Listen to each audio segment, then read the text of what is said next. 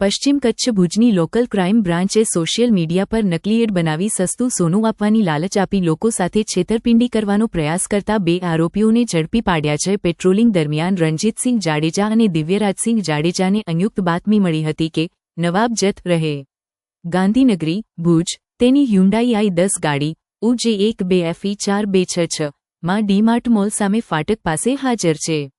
તેની સાથે અલ્તાફ મંદ્રા રહે મદીનાનગર 2 અને મહેબૂબ ટાંક રહે ગાંધીનગરી ભુજ પણ છે।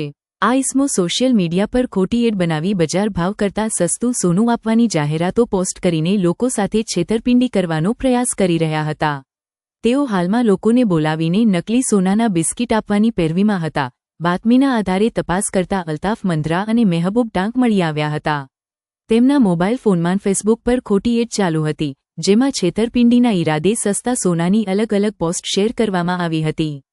પોલીસે આરોપીઓ પાસેથી 3 મોબાઈલ ફોન, એક નકલી સોનાનો બિસ્કિટ, એક 2 વ્હીલર મોટરસાયકલ જપ્ત કર્યા છે।